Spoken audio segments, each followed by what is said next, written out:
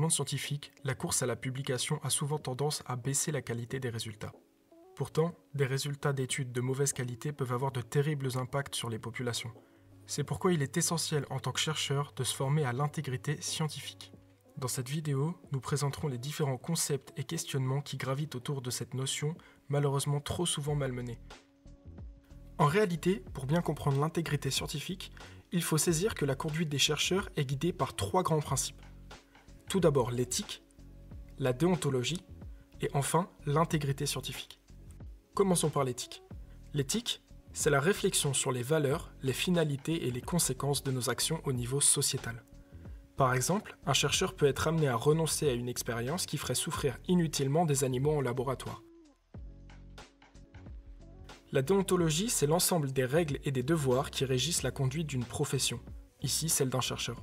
Par exemple, le secret médical consiste à ne pas divulguer les raisons pour lesquelles un patient consulte. Ce sont des informations confidentielles qui appartiennent au patient et à lui seul. Pour terminer, l'intégrité scientifique correspond à l'ensemble des règles et des valeurs qui doivent régir l'activité de recherche afin de garantir la qualité des savoirs. On distingue trois zones de pratique. La zone verte correspond aux bonnes pratiques. On peut citer par exemple le fait d'échanger avec son équipe et de prendre en considération les remarques faites à son travail, ou également de remettre en question certains résultats. La zone grise correspond quant à elle aux pratiques qui ne sont pas forcément mal intentionnées, mais qui peuvent être remises en question. Par exemple, enlever un point aberrant d'un nuage de points peut être fait sans mauvaise intention, mais correspond tout de même à une rupture de l'intégrité scientifique. La zone rouge, elle, correspond aux pratiques relevant de la méconduite scientifique. Ces pratiques sont mal intentionnées et conscientes. Le plagiat est l'exemple le plus connu.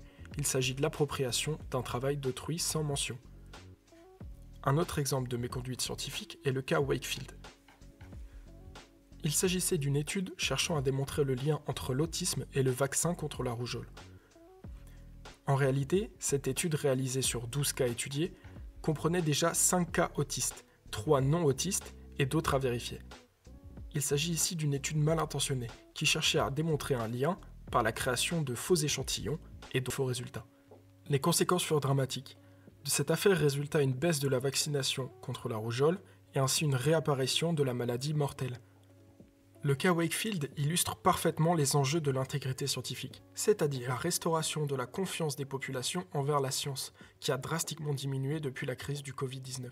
Mais également l'amélioration des relations entre chercheurs, qui sont rendues complexes par le H-index, actuel moyen de notation des chercheurs qui correspond tout simplement à leur nombre de publications.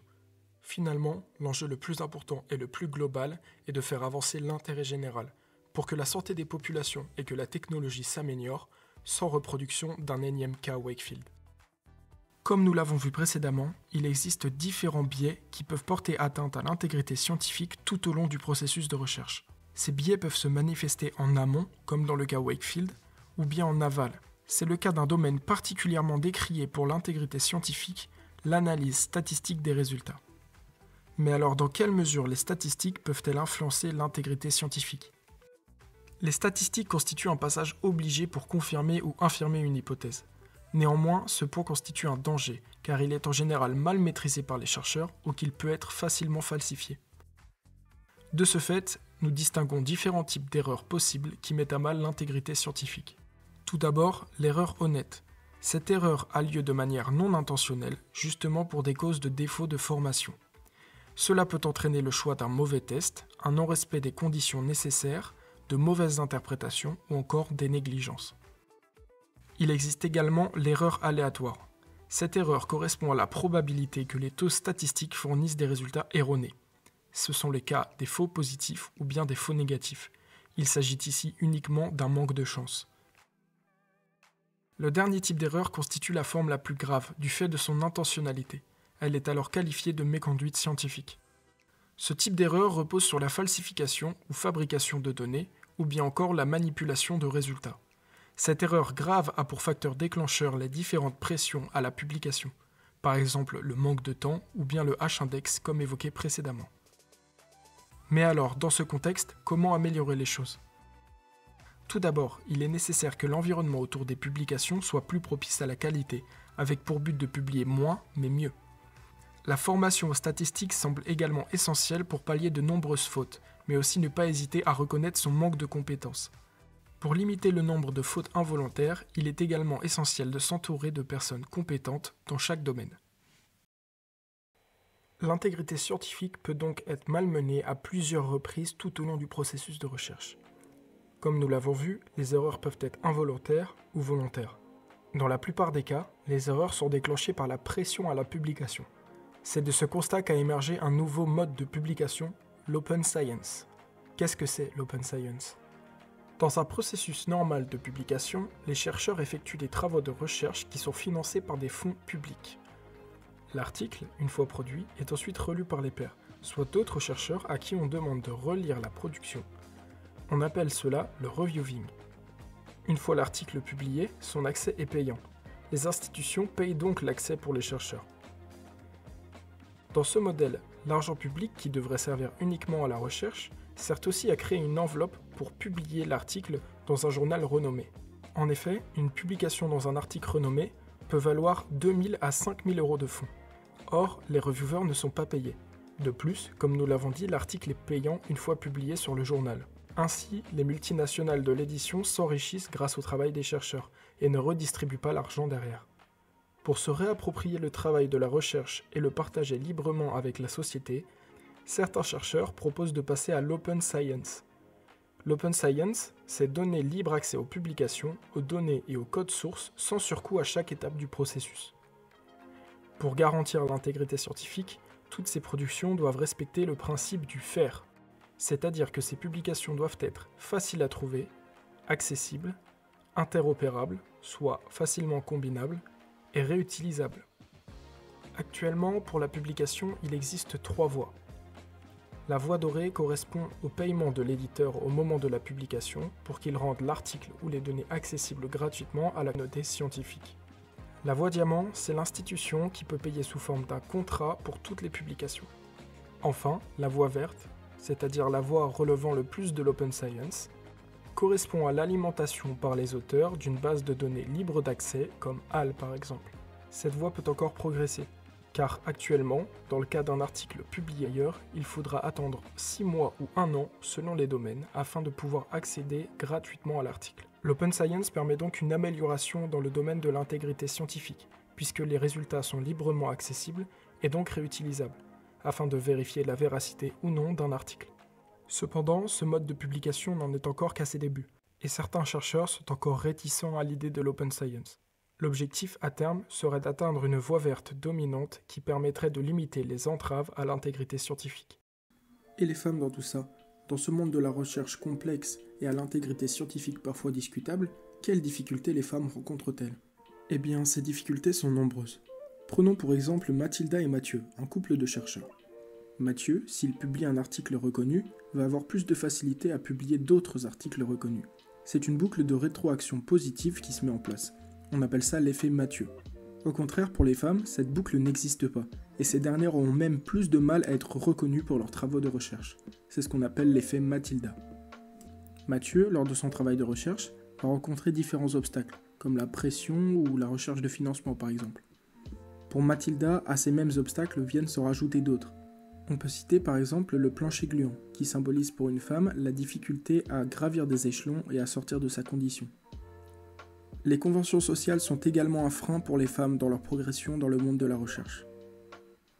Enfin, si certaines femmes parviennent à se libérer de ces obstacles et à gravir les échelons, ces dernières se retrouvent limitées par un dernier obstacle, le plus imposant de tous, le plafond de verre.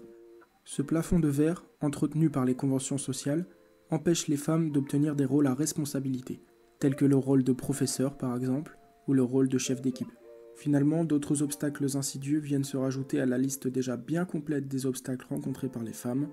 On peut citer par exemple la charge mentale rencontrée par les femmes, le manque de confiance en soi ou encore le syndrome de l'imposteur. Pour finir, la carrière de chercheur nécessite des mobilités à l'international qui correspondent à des tremplins. Cependant, dans la majorité des cas, ce sont les hommes qui s'expatrient avec le plus de facilité. En effet, plus de 4 Français sur 5 s'expatrient en couple, et dans 9 cas sur 10, c'est la femme qui suit son conjoint dans l'expatriation. Cela peut s'expliquer par plusieurs raisons. Les entreprises ont généralement beaucoup de clichés, comme le fait que les femmes sont plus raisonnables et moins ambitieuses, ou qu'elles ne veulent pas déstabiliser leur famille. Néanmoins, à l'avenir, cela risque d'évoluer à l'arrivée des femmes de la génération Y ou Z, puisqu'on note que 71% d'entre elles veulent partir travailler à l'étranger. De plus, les entreprises mettent en place des programmes pour augmenter les mobilités des femmes, comme le précédent EVE de L'Oréal ou le 50-50 chez HSBC. Et les intelligences artificielles dans tout ça? Avec le développement des intelligences artificielles, la rigueur et l'intégrité scientifique peuvent être remises en cause. Mais déjà, qu'est-ce que c'est une intelligence artificielle? L'intelligence artificielle, c'est une science visant à permettre aux machines de penser et d'agir comme des humains. Pour ce faire, l'intelligence artificielle applique la méthode du deep learning, qui consiste à analyser des millions de données pour se construire une base de données solide. La machine apprend basiquement comme un humain. Une sous-catégorie de l'intelligence artificielle est appelée intelligence artificielle générative. Ce type d'intelligence artificielle est capable de générer un texte, des images ou d'autres médias en réponse à des demandes. Mais alors, quelles sont les interrogations soulevées dans le domaine de l'intégrité scientifique? Eh bien, l'usage des machines intelligentes constitue un véritable défi économique en termes de flexibilité, de simplification ou d'ergonomie du travail, mais également un défi sociétal en termes de sécurité et de transparence. Par exemple, en utilisant l'intelligence artificielle, on peut questionner la fiabilité des résultats. Les méthodes d'IA peuvent en effet produire des résultats impressionnants, mais du fait de la technique de deep learning, l'IA ne donne pas toujours les sources dont elle se sert. De même, quasiment n'importe qui peut se servir de l'intelligence artificielle. Cela pose également des questions d'éthique et de responsabilité. En effet, l'IA peut soulever des questions concernant la façon dont les données sont collectées, utilisées et partagées. Il faut donc mettre en place une toute nouvelle législation pour régir ces cas. Il est également plus facile de falsifier ces données en utilisant des IA, par exemple en générant des données synthétiques ou en manipulant l'apparence des données réelles. Pourtant, l'intelligence artificielle générative peut être très utile à la recherche. Tout d'abord, grâce à la collaboration humain-IA.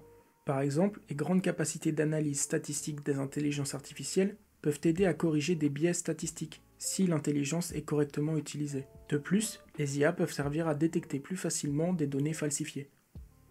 Ou bien encore plein d'autres aides du genre. Finalement, les IA jouent un rôle important dans l'avenir de la recherche. Il va donc falloir adapter la législation et les pratiques des chercheurs pour intégrer l'IA au sein de la recherche. Il faut également se rappeler que derrière l'intelligence artificielle, il y a toujours un humain qui doit contrôler les rênes.